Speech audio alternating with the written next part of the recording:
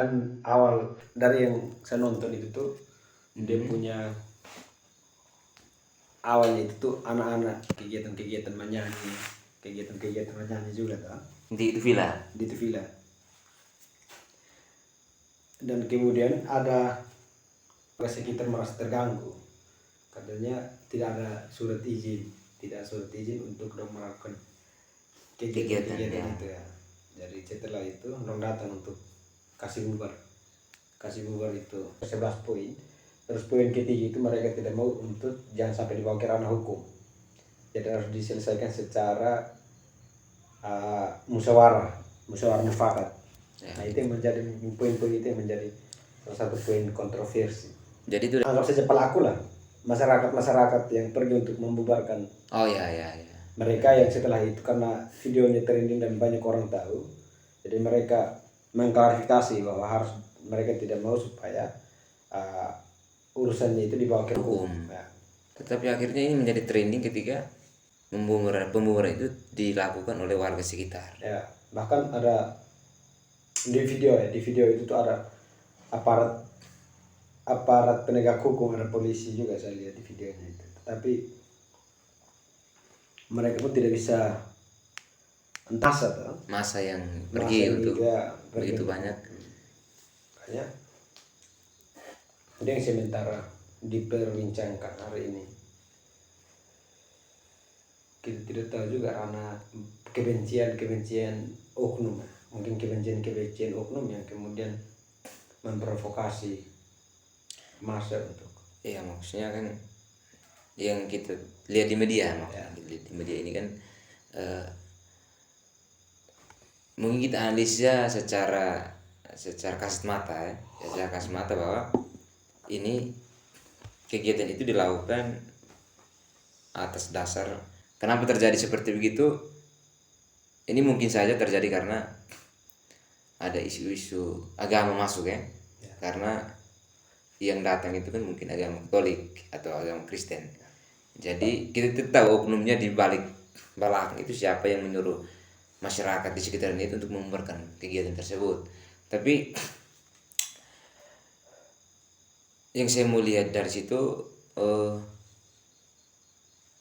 kalau kegiatan itu tidak mengganggu aktivitas masyarakat di situ ataupun di sekitaran di situ, saya pikir itu tidak menjadi dasar untuk masyarakat harus pergi membubarkan, karena itu tidak mengganggu. Ketika mereka masuk ke pembubarannya ini kan ini seperti preman ya. Masuknya ini pun diobrak-abrik semua, pokoknya dari dekorasi ya, fasilitas itu pun bahkan mungkin ada simbol-simbol agama ya, yang kemudian mereka belum sempat bereskan pun langsung. Dan kemudian yang menjadi salah satunya itu soal mental, yang masih muda yang mungkin pergi ke sana untuk mau mencari jati diri. Ya, mau berkembang dengan kegiatan tersebut. Jadi kan ketika dari video itu kan langsung dibubarkan, mereka pun langsung anak-anak itu ke mobil transportasi untuk dinaik. Banyak yang mungkin trauma akan kejadian itu. Jadi ini miris, harusnya ya kalau bisa ya pemerintah punya satu tindakan lebih lah, aparat keamanan memang harus diberi sanksi, entah mau masa pun karena ini soal toleransi antar beragama. Jadi saya pikir itu Kementerian Agama juga harus berpikir soal itu karena itu pasti tupoksinya begini, yang turun kegiatan itu kan atas dasar agama ya kan, dasar agama. Jadi tidak mungkin lah kalau kita melihat bahwa kita sesama agama yang turun beroperasi, misalkan muslim turun kegiatan di wilayah tersebut, tidak mungkin lah agama muslim yang datang untuk membubarkan itu. Adapun sebaliknya, kalau agama-agama Kristen atau agama-agama teman-teman agama Hindu, Buddha dan lain sebagainya untuk datang dan melakukan satu kegiatan menyangkut agama, tidak mungkinlah sesama agama masyarakat sekitar situ untuk membubarkan. Ini makanya tidak harus lebih serius juga, karena semakin kesini semakin toleransi kita soal beragama ini juga akhir-akhir ini kurang diperhatikan oleh pemerintah, khususnya Menteri Agama dan lain sebagainya. klarifikasi dari masa-masa yang membubarkan itu bahwa tidak ada surat izin di villa tersebut. Dasarnya ya karena dasar pembubarannya karena tidak ada surat izin kegiatan di situ. Kegiatan yang kita pakai. Ya, tempat-tempat yang kegiatan yang punya aula itu tuh biasanya sudah punya surat izin ya. Berbeda ketika kecuali mereka punya kegiatannya itu adalah kegiatannya di depan jalan raya, di depan rumah, dan kemudian rumah itu berhadapan dengan jalan dan kemudian menutup jalan akses perjalanan itu mungkin mau dibubarkan, oke, fan saja karena memang mengganggu soal menghambat perjalanan operasi masyarakat di sekitar. Bukan baru pertama kali kan masalah soal pembubaran, pembakaran gereja, perusakan patung-patung, tidak mau kembali dengan zaman-zaman kemarin, tapi itu menjadi histori histori yang sudah sering terjadi. Jadi orang mau berkegiatan seperti apapun ya urusan mereka. Ya, maksudnya kalau kita mau kaitkan dengan kan agama ini kan masih mau dibilang di Indonesia kan ini masih menyatu sih dalam sistem kenegaraan ya. Karena ada menteri agama di situ. Jadi maksud saya apa yang kita membicarakan sekarang, ketika urusan itu menjadi trending, ketika ada hal-hal yang tidak diinginkan, mestinya bukan saja hanya penegak hukum, pemerintah ini harus melihat hal itu dengan serius, entah melakukan sosialisasi tentang hal-hal melakukan sosialisasi kepada setiap agama dalam program Kementerian Agama, itu harus dilakukan. Karena yang kita tahu akhir-akhir ini toleransi ini tidak dijunjung tinggi. Bukan hanya soal siapa yang beragama paling banyak dan siapa yang penduduknya agamanya paling banyak, tetapi kalau kita tahu bahwa di Indonesia yang memeluk beberapa agama, ada umat yang memeluk beberapa agama, itu mestinya harus dilakukan, dilihat oleh pemerintah dari hal itu lebih serius. Karena misalkan kita tahu bahwa mulai dari kasus ini teman-teman entah agama lain yang datang membubarkan kegiatan yang dilakukan oleh agama Katolik, itu kita tidak tahu sampai besok atau lusa dan selanjutnya akan terjadi hal tersebut, ya kan? Entah karena ini kita berbicara soal agama. Misalkan tahun-tahun ke depan atau 2-3 bulan ke depan ada kegiatan dari agama ini ke tempat yang lain yang memang mayoritasnya ini bukan orang itu. Ya. Jadi tidak bisa dipungkiri kalau ada hal yang tidak diinginkan terjadi.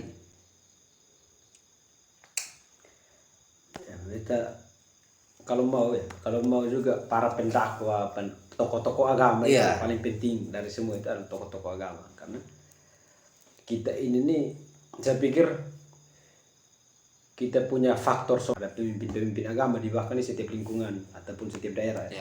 Kayak ustadz, haji, pastor, ketua lingkungan, dan teman-teman dari Hindu, Buddha, itu ya kepala-kepala ataupun pengurus-pengurus dalam agama di setiap lingkungan.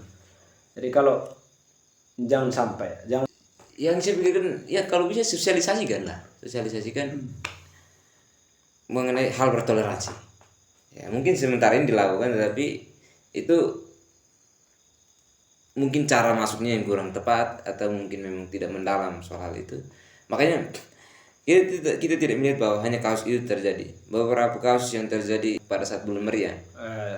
Pada saat bulan meriah itu terjadi pembubaran secara paksa itu. Bahkan ada teman-teman mahasiswa yang sementara melakukan ibadat doa rosario itu diusir. Dan itu diusir itu bukan hanya warganya sekitar situ, tapi dipimpin oleh ketua RT. Ya, ketua RT ini kan kita tahu bahwa pemimpin lingkungan sekitar yang artinya dia berbicara otomatis warganya pasti akan mendengar. Ya, jadi pemicunya kenapa terjadi pembubaran dan lain sebagainya, bahkan ada hal kriminalisasi yang dilakukan. Ya, mungkin bukan hanya terjadi pengusiran secara paksa begitu, tapi ada kontak fisik yang terjadi di situ. Jadi bukan hanya kasus kemarin itu, tapi ini hal-hal seperti ini Mungkin di luar daerah lain tidak terjadi, tapi di sekitaran daerah yang mayoritasnya penduduknya banyak dengan pemeluk agama yang banyak, pasti hal itu terjadi. Saya yakin bahwa pemerintah sudah dilakukan, tapi bagaimana saya memberikan gambaran yang lebih dalam. Maksudnya bukan gambaran saya, pendekatannya harus lebih dekat. Artinya pendekatan antar berumat beragama harus lebih dekat. Misalkan dari gereja Katolik misalnya, pada saat ada kegiatan sosialisasi di lingkungan sekitar, nah itu minimal harus dilakukan, bahwa bukan hanya kita melakukan liturgi-liturgi yang dilakukan oleh ajaran gereja, tetapi bagaimana kita memberikan pemahaman, pemikiran yang lebih dalam soal bagaimana kita harus bertoleransi di sekitar situ. Artinya kita harus saling menghargai dan lain sebagainya. Mungkin solusinya sudah dilakukan, tetapi cara pendekatannya belum tepat. Ya, makanya cara pendekatannya belum tepat, belum kena sasaran, sehingga masih terjadi bentrokan-bentrokan gitu. Biasanya intoleransi ya, umat beragama ini kan ya, salah satu faktornya kan seperti itu. Jadi kegiatan yang cuman dihadiri ataupun ya kegiatan yang orang Kristen melakukan suatu kegiatan yang di dalamnya itu cuman orang Kristen saja. Ya, benar. Dan orang Muslim pun seperti itu. Jadi itu membuat pemicu kecemburuan ya mungkin. Tapi ketika kalau setiap kali dikolaborasi seperti yang mungkin satu contoh ya di Flores, bahkan di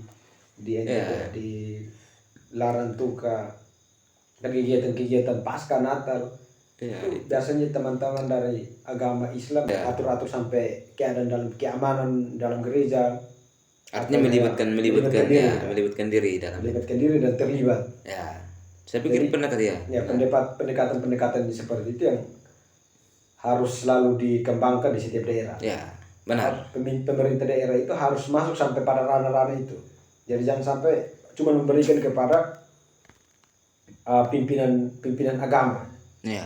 Tetapi harus kolaborasi terus, selalu kolaborasi, artinya pemerintah dengan pendakwa agama, dengan pemimpin agama itu perlu sering berduduk bersama. Seperti apa ya kegiatan, perencanaan kita ini, rencananya kita mau kegiatan, hari ini kegiatan kalendernya adalah kegiatan Katolik akan dilaksanakan ini. Kalian mungkin minta dari teman-teman Muslim bisa bantu kami di bagian apa, begitu pun sebaliknya. Karena kalau ada dalam momen-momen seperti itu, kebersamaan akan selalu tumbuh ya, toleransi, kebersamaan semua. Jadi ketika sudah punya rasa persaudaraan yang tinggi, sudah anggap bahwa itu adalah saudara saya. Dan gitu ya, pendekatan harus masuk pada tahap seperti itu. Makanya solusinya sudah ada, tapi cara pendekatan untuk masukkan solusi itu yang mungkin belum tepat, sehingga kita tahu bahwa di daerah-daerah seperti Nusa Tenggara Timur ini, kita tahu bahwa toleransinya sangat tinggi.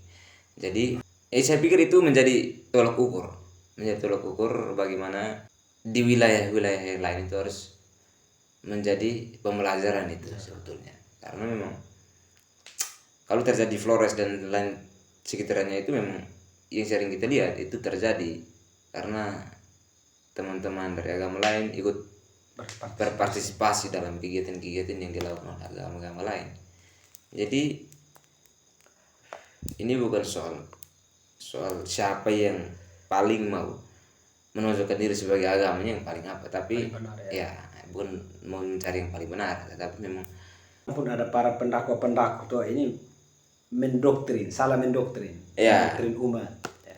Kita lihat di media sosial, bahkan banyak yang sudah terjadi mendoktrin bahwa agama ini adalah yang salah. Jangan sampai melihat satu hal yang menjadi satu simbol yang menjadi kepercayaan agama lain, dianggap bahwa itu adalah penyembahan berhala dan itu harus dimusnahkan. Doktrin begitu yang sebenarnya tidak perlu. Itu ajarannya akan membuat suatu kebencian yang besar. Jadi ketika doktrin itu masuk dan semua yang diterima itu terima bulat-bulat, tanpa melihat lagi soal persaudaraan, Bineka Tunggal Ika ada dalam itu, susah kita ini. Ditelan secara mentah-mentah berarti Selesai. jalurnya pasti akan salah. Para pendakwa-pendakwa yang tidak pernah mencintai soal kebersamaan, persaudaraan, perbedaan itu tuh rusak juga ibaratnya.